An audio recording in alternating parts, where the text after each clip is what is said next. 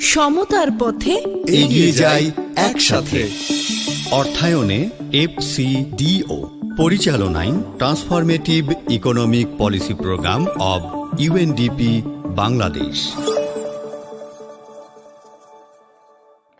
সবাইকে স্বাগত জানাই সমতার পথে এগিয়ে যাই একসাথে এই পডকাস্টে।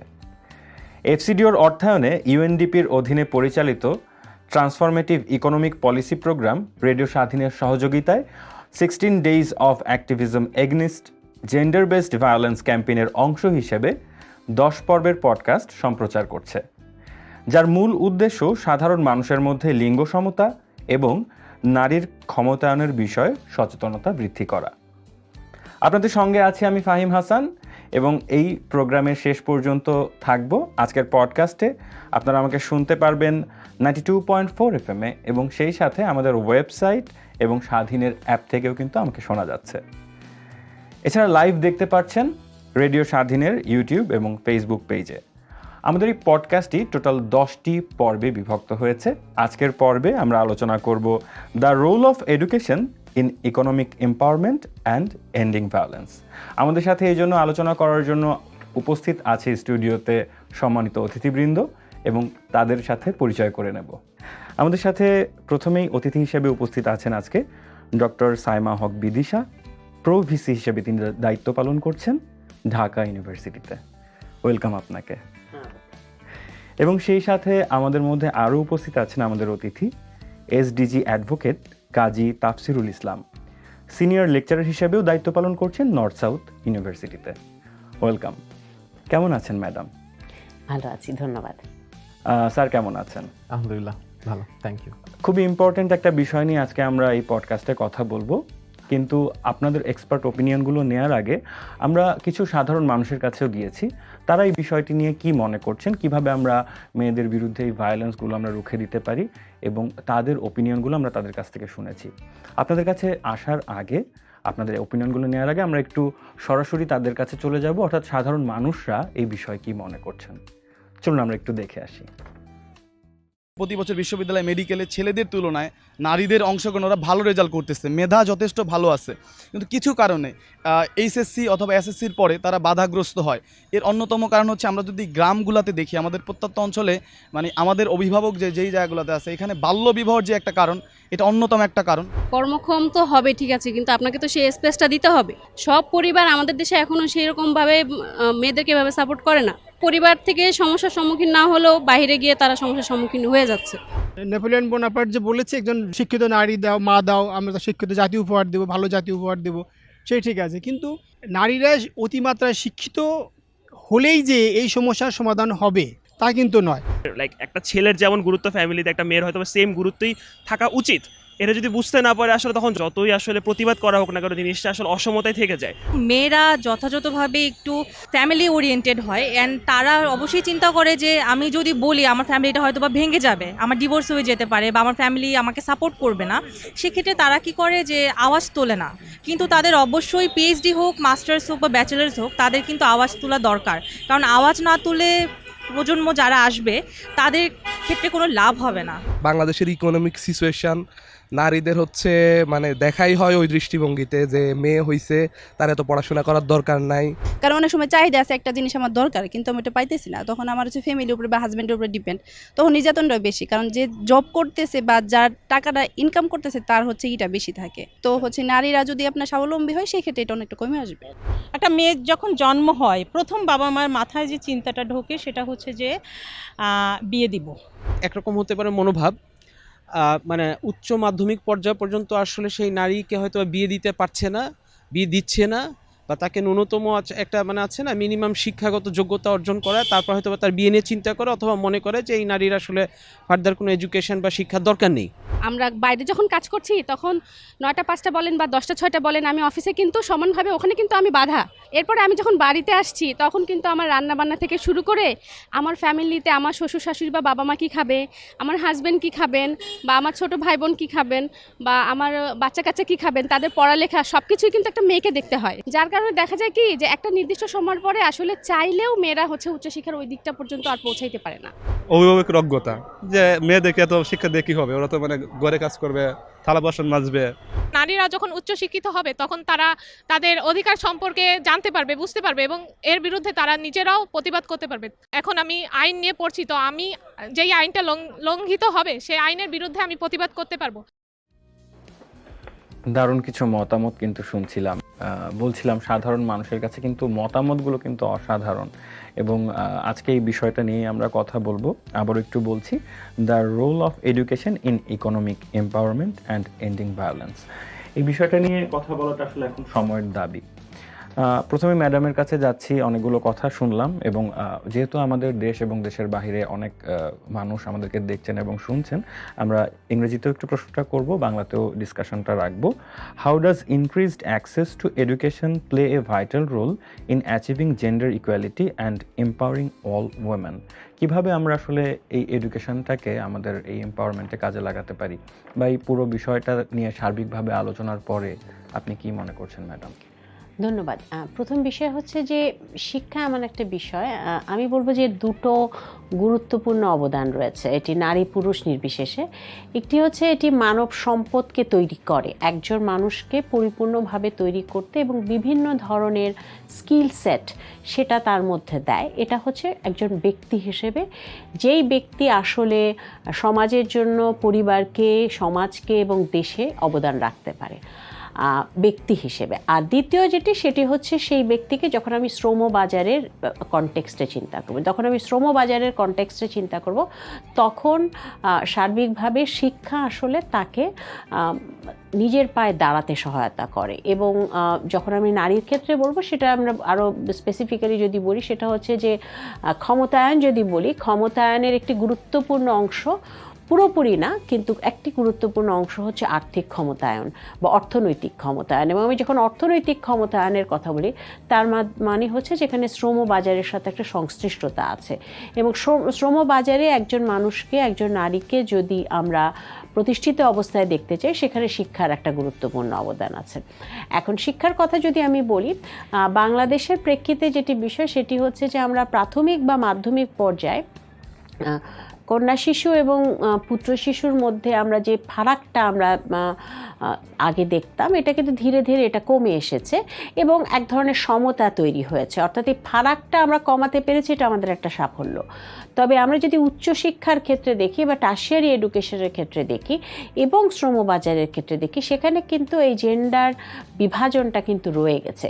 এবং এই জেন্ডার বিভাজনের দিক থেকে আমরা যদি বলি, সেখানে বিশেষ করে উচ্চশিক্ষার ভেতরেও আবার আমরা দেখি যে স্টেম জাতীয় যে ধরনের শিক্ষা, যেটি আসলে আমাদেরকে চতুর্থ শিল্প বিপ্লবের বিভিন্ন চ্যালেঞ্জকে মোকাবেলা করতে এবং সামনের দিকে এগিয়ে নিতে এবং উন্নত বিশ্বগুলোর সাথে প্রতিযোগিতার ক্ষেত্রে সহায়তা করবে, সেই জায়গাগুলোতে কিন্তু নারীরা আরও বেশি পিছিয়ে আছে। এবং সেই জায়গাটাতে তার মানে বিষয় সেটা হচ্ছে যে একটি হচ্ছে উচ্চশিক্ষা এবং উচ্চশিক্ষার বিশেষায়িত শিক্ষাগুলো, আর এরপরে সেটা হচ্ছে শ্রমবাজার। শ্রমবাজারের ক্ষেত্রেও যদি আমরা দেখি, তাহলে কিন্তু যেখানে পুরুষের 80% মতো পুরুষ শ্রমবাজারে রয়েছে, নারীদের ক্ষেত্রে সেটা হচ্ছে মাত্র 42%। এবং সেটার ক্ষেত্রে যেটা দেখা গেছে, একটা বড় অংশই কিন্তু আসলে কাজ করছে হচ্ছে কৃষিভিত্তিক বিভিন্ন কাজে। কৃষিভিত্তিক কাজগুলো মজুরির দিক থেকে যদি আমি বিবেচনা করি, কম মজুরির কাজ, এবং সেই কারণে সেটা দেখা যায় কম দক্ষতার কাজ। সুতরাং সেখানে থেকে আমরা যদি বিবেচনা করি, তাহলে আসলে আমরা যদি সমাজের নীতি নির্ধারণী পর্যায়ে বা সমাজের উচ্চ পর্যায়ে নারীকে চিন্তা করি, তখন সেই জায়গাগুলোতে কিন্তু পিছিয়ে থাকে। এবং সেটার কারণেই আমরা যেটা দেখি যে, আমরা যদি একেবারে পরিসংখ্যানও দেখি, তারপর আমরা যেটা দেখব যে ম্যানেজারিয়াল কাজ, সেই ধরনের পরিচালকের কাজের ক্ষেত্রে নারী হচ্ছে 7.3 বা 8% মতো, যেখানে বাকি হচ্ছে পুরুষ।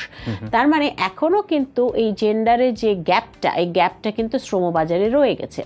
এবং এই গ্যাপের ক্ষেত্রে আমরা যদি দেখি যে শিক্ষা, তার মানে একটা বিষয় হচ্ছে যে শিক্ষার মাধ্যমে তার মানব পুঁজিকে আরও বেশি উন্নত করা, এবং এর পাশাপাশি সেটা হচ্ছে যে যদি তাকে শিক্ষাও দেওয়া হয়, তারপরও তার শ্রমবাজার বা যদি শ্রমবাজারে তিনি নাও যেতে চান, তার সার্বিক ক্ষমতায়ন, সেই ক্ষমতায়নের জায়গাটাতে কিন্তু অনেক সময় আমরা দেখি যে সেইভাবে হয়তো সেই ক্ষমতায়ন হচ্ছে না।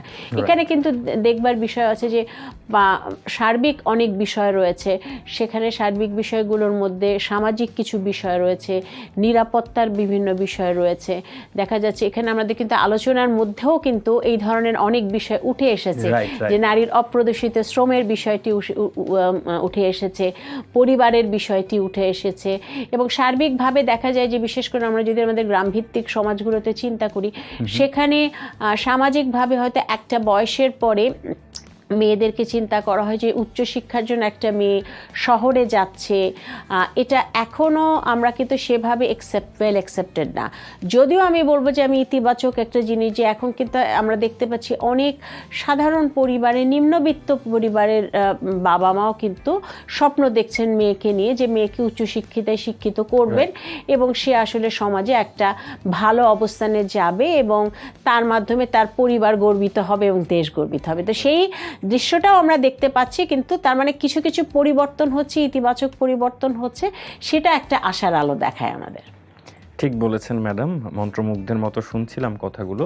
তবে একই সাথে এই এম্পাওয়ারমেন্ট যেমন দরকার, এবং সেই সাথে এডুকেশনটা এই এম্পাওয়ারমেন্টে, উইমেন এম্পাওয়ারমেন্টে যেভাবে কাজ করছে একটা সমতা নিয়ে আসার জন্য সমাজে, আরেকটা বিষয় কিন্তু থেকে যায়, সেটা হচ্ছে ভায়োলেন্স কিন্তু সমাজে থেকে যাচ্ছে, এবং সেই ভায়োলেন্সটাকেও দূর করার জন্য কিভাবে এডুকেশন কাজ করবে সেটা নিয়ে আমরা শুনবো।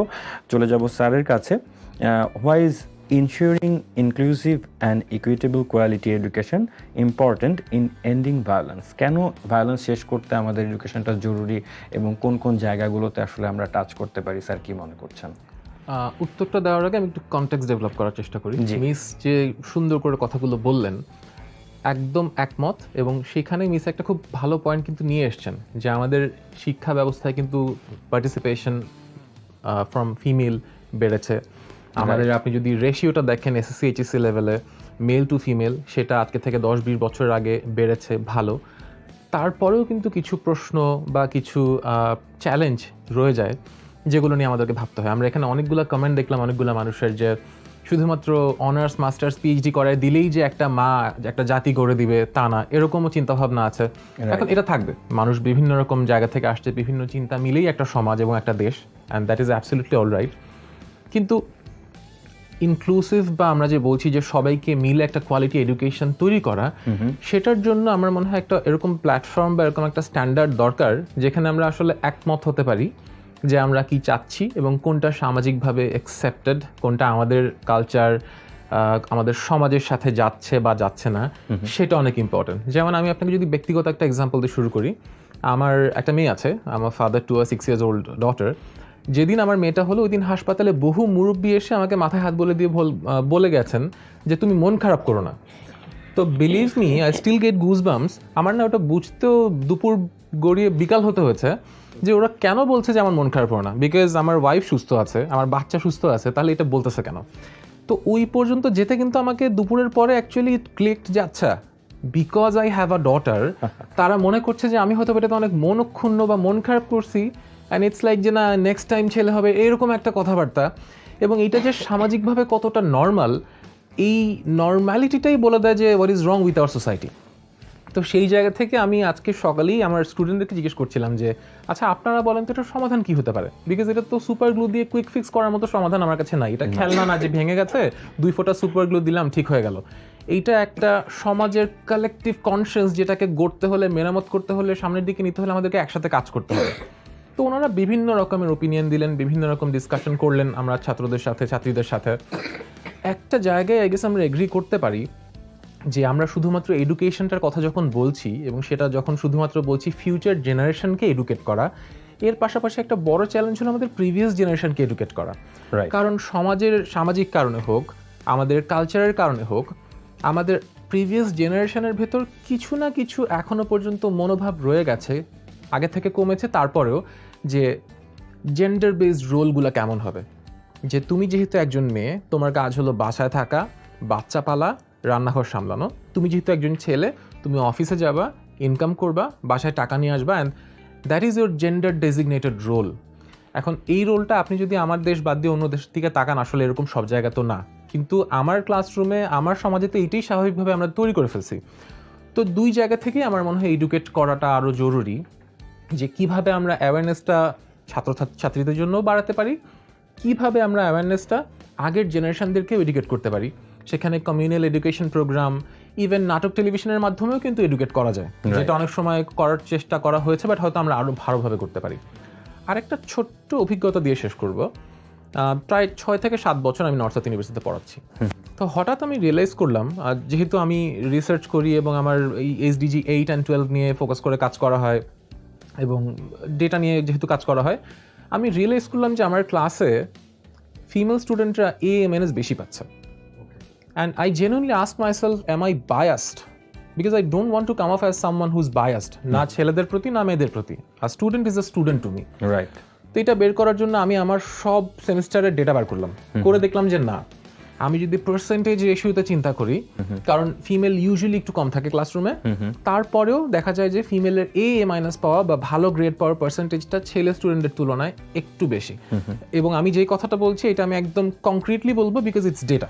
এটা আমি একদম পারসেপশন থেকে বা বেটার ফিল করানোর জন্য বা মোটিভেট করার জন্য বলছি না। তো আমি আমার যেহেতু রিসার্চের যে কোনো হাইপোথিসিস ভ্যালিডেট করতে হয়, আমি আমার আরও 10টা কলিগকে যে বললাম, ভাই কষ্ট করে সময় নিয়ে আপনার গ্রেডগুলো একটু দেখে বলেন তো ব্যাপারটা সিমিলার কিনা।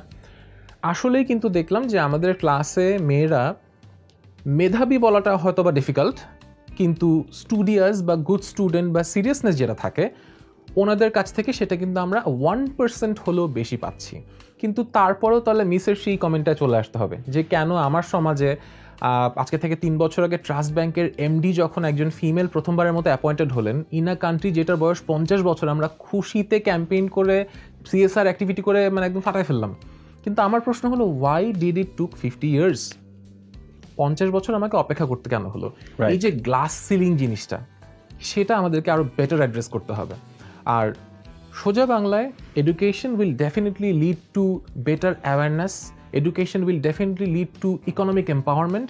এবং যখন আপনার মধ্যে দুইটা জিনিস কাজ করবে, যে আমার ইনকাম আছে, ইন্ডিপেন্ডেন্স আছে, অ্যান্ড দ্বিতীয়ত আমি জানি যে এটা আমার রাইট, তখন ডেফিনেটলি আপনি নিজেকে প্রোটেক্ট করতে শিখে যাবেন। এইচআরে কাজ করতে গিয়ে বা RNG সেক্টরের সাথে কিছু রিসার্চে আমি একটা জিনিস দেখেছিলাম যে আমাদের RNG সেক্টরে অনেক লেবাররা আসলে জানেই না যে ওনার অধিকার কতটুকু, তো ওনারা কমপ্লেন করে না। তার মানে কিন্তু এটা না যে they are happy or satisfied with whatever the setting is. তার অর্থ হলো এইটা যে সে আসলে জানেই না যে কতটুকু তার অধিকার, তার যে একটা ব্রেক পাওয়ার অধিকার, তার যে একটা মিল পাওয়ার অধিকার, তার অফিসে একটা ফ্যাক্টরি থাকবে, তার একটা ছোট বাচ্চা থাকলে সেটার জন্য একটা ওখানে ফিডিং স্টেশন থাকার যে তার অধিকার আইনে আছে, এই অ্যাওয়ারনেসটা তার নাই। অ্যান্ড আই ডু বিলিভ এই সেম প্রিন্সিপল কিন্তু এখানেও অ্যাপ্লাই করা সম্ভব। আমাদের বাচ্চাদের, ছেলেদের, মেয়েদের ইন জেনারেল অ্যাওয়্যার করা that these are your rights. আরেকটা জেন্ডার, আরেকটা তোমার জেন্ডার তোমার থেকে কোনোভাবেই বেশি বা কম না। তো whatever it is, you have the right to protest if someone is being abusive to you. এবং এইটাও আমি বলে শেষ করতে চাই যে abuse not necessarily has to be physical abuse, it can be psychological as well, যেটা নিয়েও হয়তো আমরা আরেকটু কথা বলা উচিত, আরেকটু আওয়াজ করা উচিত। ধন্যবাদ। জি, খুব দারুণ বলছিলেন, ঠিক। এবং এই বিষয়গুলো আমার মনে হয় আরও অ্যাড্রেস করা উচিত, আরও আমাদের এগুলো নিয়ে চিন্তা করা উচিত, কাজ করা উচিত। কিন্তু একটা বিষয় কিন্তু ম্যাডাম স্পষ্ট, সেটা হচ্ছে আগে আমাদের স্টুডেন্টদের যে সংখ্যা বা রেশিও, ছেলে এবং মেয়েদের যে একটা স্যার বলছিলেন যে কিছুটা মেয়ে স্টুডেন্ট কম, এটা কিন্তু অনেকটাই কমে গেছে। ইভেন কোনো ডিপার্টমেন্ট বা কোনো জায়গাগুলোতে মেয়ে স্টুডেন্ট কিন্তু বাড়ছে, হ্যাঁ, যদিও সেটা একটা কম্বাইন্ড ডিপার্টমেন্ট। তো বিভিন্ন জায়গাতে এডুকেশনের দিকে বিভিন্ন ডিপার্টমেন্টগুলোতে নারীরা এডুকেটেড হচ্ছে, কিন্তু তারপরেও এম্পাওয়ারমেন্ট বা ভায়োলেন্সের ক্ষেত্রে এখনও আমরা দেখছি যে সম্পূর্ণ এটাকে আমরা শেষ হয়ে গেছে বা দিন দিনে একটা ইতিবাচক পর্যায়ে অনেক বেশি কমে যাচ্ছে হুট করে, এরকম বলতে পারছি না। সেই জায়গাতে এখন ম্যাডামের কাছে আবার ফিরে যাব একটা প্রশ্নে, সেটা হচ্ছে women are still deprived of empowerment and are facing domestic violence even after being well educated. What is the reason behind this scenario and how to overcome it? আমরা এই জায়গা থেকে কিভাবে বের হতে পারি যে আসলে এডুকেটেড হচ্ছি, আমাদের স্টুডেন্ট সংখ্যা বাড়ছে, তারা নলেজেবল হচ্ছে, কিন্তু আসলে তারপর আমরা এটাকে একদম একটা নেভার এন্ডিং প্রসেস মনে হচ্ছে, কেন ম্যাডাম? আচ্ছা, প্রথমে আমি একটু আপনার আগের কথার একটু সূত্র ধরে যেটা বলি সেটা হচ্ছে যে হ্যাঁ, টারশিয়ারি এডুকেশনের কথাও যখন আমরা বলি তখনও কিন্তু আমরা কিন্তু একটা বড় ধরনের একটা অগ্রগতি লক্ষ্য করছি। এবং ঢাকা বিশ্ববিদ্যালয়ের মতো বিশ্ববিদ্যালয়ে কিন্তু আমরা দেখতে পাচ্ছি যে 50% বেশি মেয়েদের এনরোলমেন্ট, এবং সেটার একটা বিষয় আমরা যে কারণে আমাদের দেখছি যে আমরা মাঝে মাঝে আমরা বলি যে আমাদের হলের সংখ্যা হচ্ছে মেয়েদের জন্য 5টা, কিন্তু তখন আসলে চিন্তাই করা যায়নি যে মেয়েদের এনরোলমেন্টটা এত বেশি হবে। হ্যাঁ, এবং সেটা একটা খুবই একটা পজিটিভ একটা সিনারিও দেখাচ্ছে, এবং রেজাল্টের ক্ষেত্রেও কিন্তু আমরা দেখছি যে মেয়েরা কিন্তু অনেক ভালো করছে। কিন্তু ওই যে একটা জায়গায় এখানে কিন্তু একটা বিষয়, সেটা হচ্ছে যে সার্বিক পরিস্থিতি যদি আমরা বিবেচনা করি তাহলে একটা শিক্ষা এক ধরনের ক্ষমতায়নের একটা খুব গুরুত্বপূর্ণ একটা নিয়ামক। অবশ্যই আর্থিক এবং শিক্ষাটা হয়তো আর্থিক ক্ষমতায়নও দেয়, সেটা খুব গুরুত্বপূর্ণ একটা নিয়ামক, কিন্তু সেটা কিন্তু সার্বিক ক্ষমতায়ন দেয় না একজন মানুষকে। এবং সার্বিক ক্ষমতায়নের মধ্যে যেটাকে আমরা একটা বিষয় হচ্ছে যে এজেন্সি, যেটা হ্যাঁ, সেই এজেন্সির সঙ্গে কিন্তু আরও অনেক কিছু জড়িত। হ্যাঁ, এবং সেখানে যদি আপনি চিন্তা করেন, সেখানে একটু আগে আমার অপর আলোচক যে কথাগুলো বলছিলেন সে কথা সূত্র ধরে বলতে চাই যে আপনি দেখবেন যে আমাদের সামাজিক প্রেক্ষাপটে যদি আপনি বলেন কিছু জেন্ডার রেস্ট্রিকটিভ নর্ম এবং জেন্ডার রিলেটেড রোল আছে, এবং এগুলো আসলে যেটা বলে দেয় সেটা হচ্ছে যে নারীর কিছু কিছু বিষয়, যে বিষয়গুলো হয়তো খুব স্বাভাবিক হয়তো মনে হয় যেটা আমাদের ওই জেন্ডার রেস্ট্রিকটিভ রোলে, কিন্তু সেটা আসলে ঠিক স্বাভাবিক নয়। যে বিষয়টি আপনি বলছিলেন যে ডোমেস্টিক ভায়োলেন্স, অনেক ক্ষেত্রে ভার্বাল অ্যাবিউজটাকে মনে করা হয় সেটা হয়তো খুব স্বাভাবিক একটা জিনিস হিসেবে মনে করা হয়, কিন্তু সেটা কিন্তু আসলে একেবারেই স্বাভাবিক না। তো এই বিষয়গুলো আসলে একটা যে জেন্ডার রেস্ট্রিকটিভ বা জেন্ডার স্টেরিওটাইপ তৈরি হয়ে আছে, সেই জেন্ডার স্টেরিওটাইপটা থেকে বের হওয়াটা জরুরি। এবং সেক্ষেত্রে আমি যেটা বলবো যে সেটা আমি আমার আগের আলোচকের সাথে একটু যেটা বলতে চাই সেটা হচ্ছে যে একটা মাইন্ডসেটের পরিবর্তন। এবং আমি মনে করি যে মাইন্ডসেটে আসলে আগের জেনারেশন না, আগের জেনারেশন আমাদের চিন্তা করতে হবে, কারণ এই পুরো মাইন্ডসেটের পরিবর্তনটা কিন্তু 1-2 বছরে হবে না, এটার জন্য কিন্তু অনেক সময় লাগবে। এবং এই সময়ের এই পরিবর্তনটা হওয়ার জন্য যেটা জরুরি সেটা হচ্ছে যে আমাদের যে তরুণ প্রজন্ম, সেই তরুণ প্রজন্মের মাইন্ডসেটে যখন আমরা ইতিবাচক পরিবর্তন দেখি সেটাই কিন্তু আমাদের আশান্বিত করে। এবং সেখানে যে বিষয়টা যে এখানে অনেক জায়গায় কিন্তু অনেক বিষয় রয়েছে, যেমন আমরা আমাদের পরিবার থেকে কিন্তু একটা শিশু যে একটা সময় কিশোর হবে, তরুণ হবে, হ্যাঁ, সে যখন সমাজের অন্যদের সাথে মিশবে বা আলোচনা করবে এবং একজন কিশোরী যখন বড় হয়ে নিজেকে প্রতিষ্ঠিত হওয়ার চিন্তা করবে, সেটার কিন্তু শুরুটা হচ্ছে পরিবারে।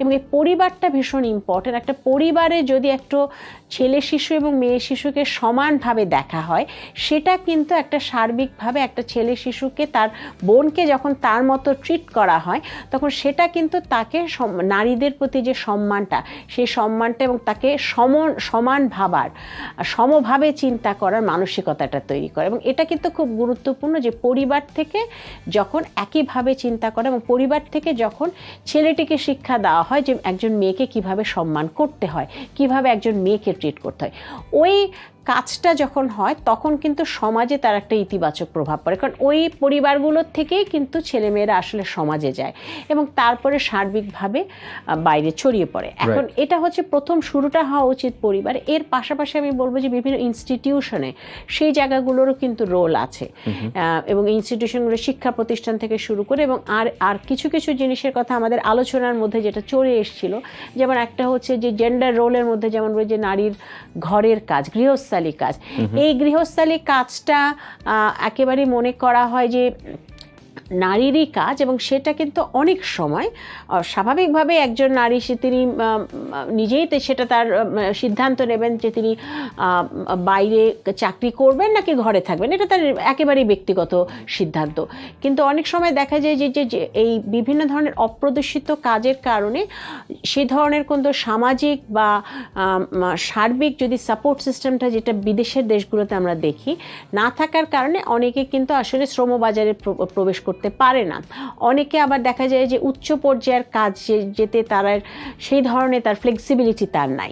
এই জায়গাগুলোতে কিন্তু আমরা শিশু দেবা যত্ন কেন্দ্র হতে পারে এবং পরিবারের মধ্যেও কাজগুলোকে ভাগ করে নেওয়ার যে বিষয়টা, সেই বিষয়টা যদি আমরা পরিবারের সবাই মিলে করে, তখন সেটা কিন্তু তাকে কিন্তু নিজেকে একটা প্রতিষ্ঠিত অবস্থায়, তার শ্রম যদি সে বাইরে শ্রমবাজারে কাজ না করে তাহলে তার নিজস্ব একটা শ্রম লাঘব হয়। আর দ্বিতীয় হচ্ছে যে যদি বাইরে কাজ করতে যায় তাহলে সেই কাজ করার পরটাকে সুগম করে দেয়, তাকে সাহায্য করে, এবং সেটি যেমন একটা ব্যাপার। এর পাশাপাশি আমাদের যেটা চিন্তা করতে হবে সেটা হচ্ছে যে নিরাপত্তার একটা বিষয় রয়েছে, এবং সেটার ক্ষেত্রে যদি আমরা উচ্চশিক্ষার ক্ষেত্রে চিন্তা করি যে আমাদের বিভিন্ন আবাসনের সংকট রয়েছে, আমাদের যানবাহনের সংকট রয়েছে, এবং এই জায়গাগুলোতে আসলে আমরা যদি উচ্চশিক্ষায় নারীকে দেখতে চাই তাহলে আসলে কী করতে হবে, এই জায়গাগুলোতে কাজ করা দরকার। এই বিষয়গুলো যদি একটা হচ্ছে যে সার্বিকভাবে মাইন্ডসেটটা পরিবর্তনের জন্য বিভিন্ন কাজ করা এবং নারীদের জন্য একটা নিরাপদ অবস্থান তৈরি করবার জন্য, নিরাপদ তাদের কর্মক্ষেত্র, শিক্ষাক্ষেত্রে তাদের নিরাপদ অবস্থা তৈরি করবার জন্য বিভিন্ন একটা জেন্ডার ফ্রেন্ডলি একটা এনভায়রনমেন্ট তৈরি করা, এই জিনিসগুলো হচ্ছে জরুরি। এবং এটার সাথে আরেকটা জিনিস হচ্ছে সেটা হচ্ছে যে আমাদের দেখতে হবে যে এইগুলোর ক্ষেত্রে কিন্তু অনেক ধরনের ক্যাম্পেইনের কথা আমরা চিন্তা করতে পারি, যে বিভিন্ন ধরনের ক্যাম্পেইন যেগুলো আসলে অনেক সময় আমরা বলি যে ছেলেরা আসলে ছেলেদেরকে শিক্ষিত করা, বিভিন্ন ধরনের ছেলেদেরকে শিক্ষিত করা বলতে যেটা বুঝতে চাচ্ছি যে পরিবারের যে ছেলে সন্তানটি আছে তাকে শিক্ষিত করা, তাকে শেখানো, হ্যাঁ, এটা যেমন গুরুত্বপূর্ণ। এর পাশাপাশি যারা কিশোর আছেন বা তরুণ আছে তাদের জন্য বিভিন্ন ধরনের আলোচনা হতে পারে, বিভিন্ন ধরনের ডিবেট কম্পিটিশন হতে পারে, যেগুলো আসলে বিভিন্ন ধরনের ক্যাম্পেইনিং, বিভিন্ন আলাপ আলোচনা হতে পারে, যেটার মাধ্যমে আসলে পারস্পরিক যে শ্রদ্ধাবোধ, সেই পারস্পরিক শ্রদ্ধাবোধটা আমরা প্রতিষ্ঠিত করতে পারবো। এবং এই পারস্পরিক শ্রদ্ধাবোধটা যদি আমরা প্রতিষ্ঠিত করতে পারি, সেটা কিন্তু আসলে সার্বিকভাবে সার্বিক ক্ষমতায়ন এবং সার্বিকভাবে যে সমতার কথা আমরা বলি, আমরা ন্যায্যতার কথা বলি, বৈষম্যহীন সমাজের কথা বলি এবং ইনক্লুসিভিটির কথা বলি, এবং সেই জায়গাগুলো যদি আমরা অর্জন করতে যাই তাহলে কিন্তু আসলে সবার মধ্যে একটা শ্রদ্ধাবোধ থাকার দরকার। এবং সেই জিনিসটা করার জন্য যেটা জরুরি সেটা হচ্ছে একটা সার্বিক মানসিকতার একটা ইতিবাচক পরিবর্তন। অসাধারণ শুনছিলাম ম্যাডামের কথা। আমাদের সাথে ছিলেন ডক্টর সাইমা হক বিদিশা। ম্যাডামের কাছে আসবো আবারও বিদায় নেওয়ার আগে, তবে আরও একটি প্রশ্ন করতে চাই স্যারের কাছে। আপনারা যারা আছেন রেডিও স্বাধীনের সাথে আছেন 92.4 FM-এ, একই সাথে আপনারা শুনছেন এবং আমাদেরকে দেখতেও পাচ্ছেন এই পডকাস্টে। সমতার পথে এগিয়ে যাই একসাথে 10 পর্বের পডকাস্টের আজকের আলোচনায় আমাদের সাথে আরও উপস্থিত আছেন অতিথি। তার কাছে যাব একদম আরও একটা প্রশ্ন নিয়ে।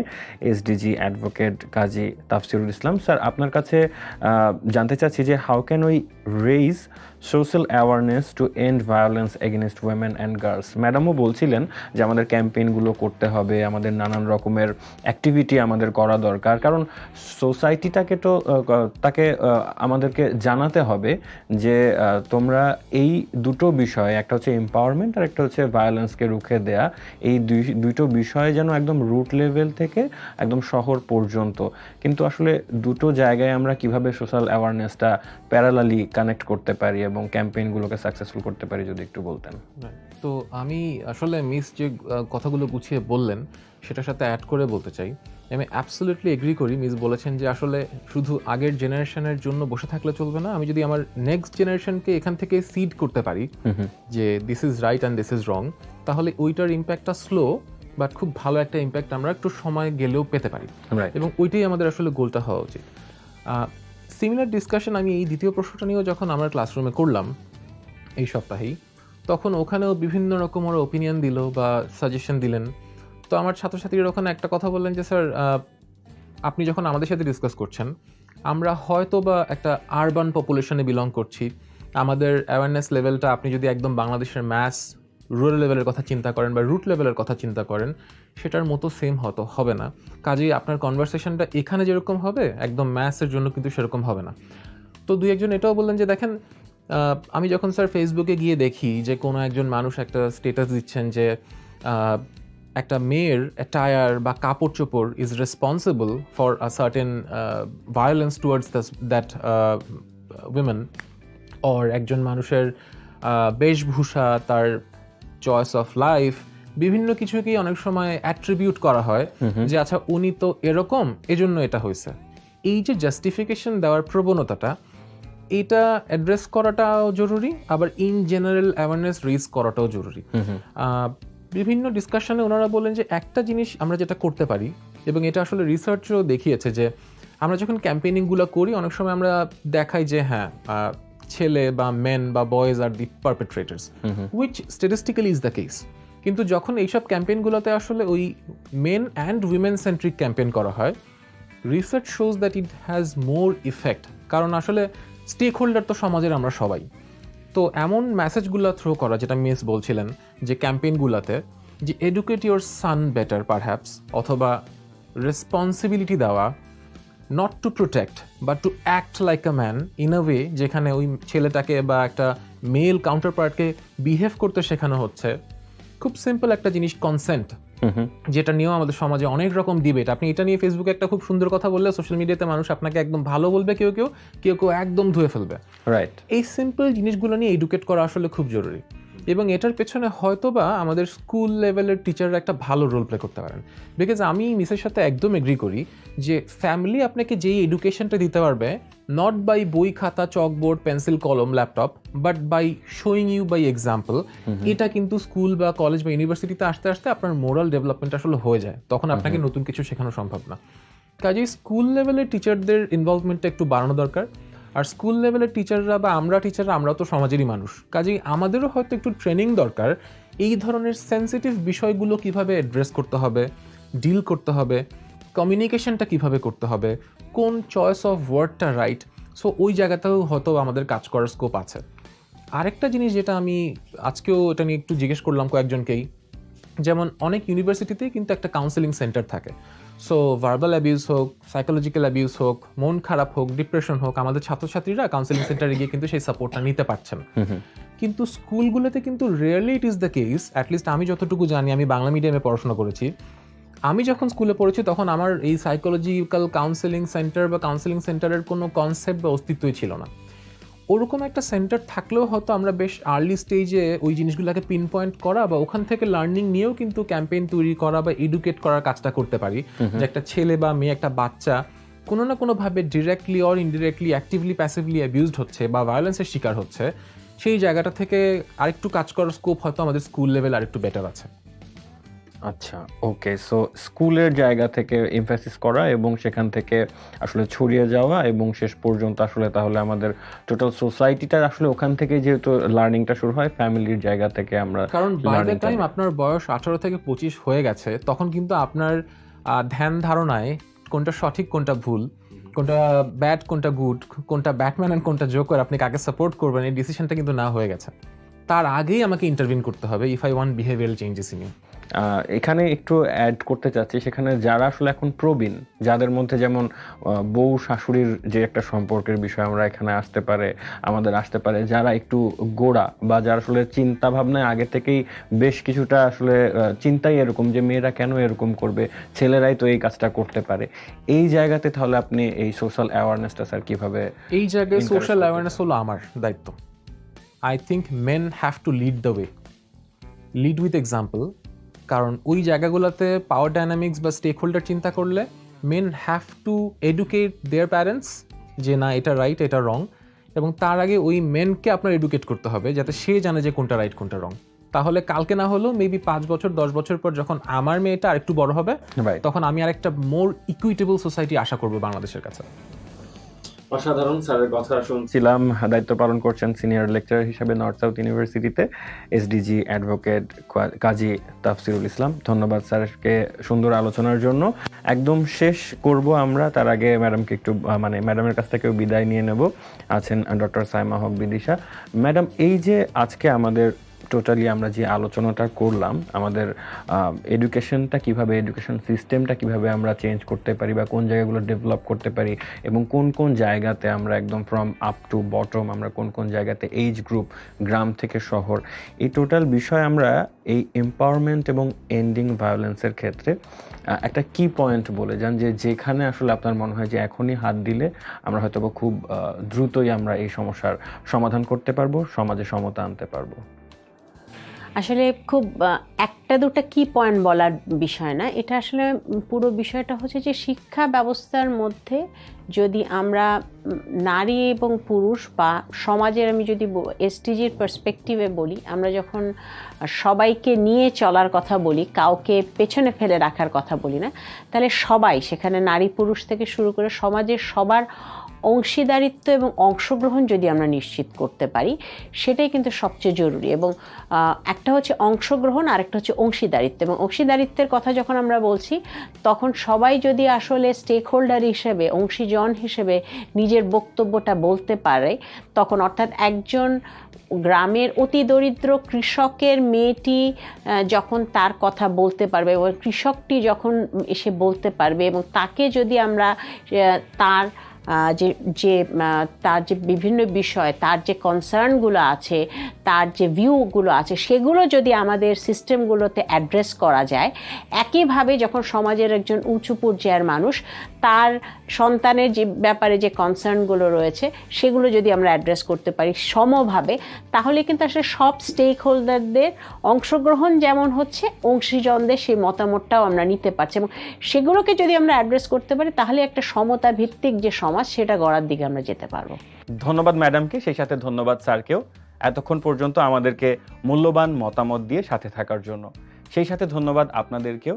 আমরা বিশ্বাস করতে চাই, এই বিশ্বে যা কিছু মহান, চিরকল্যাণকর, অর্ধেক তার করিয়াছে নারী, অর্ধেক তার নর। তাই সমতার পথে এগিয়ে যাই একসাথে। এই পডকাস্টটি আপনাদের সাথে 10টি পর্বে চলছে, এবং আজকে এই সুন্দর আলোচনার পরে আমাদের পডকাস্টটি কিন্তু একদমই শেষের পথে। তাই আপনাদের থেকে বিদায় নিয়ে নিচ্ছি। এতক্ষণ পর্যন্ত ছিলাম ফাহিম হাসান নিহান।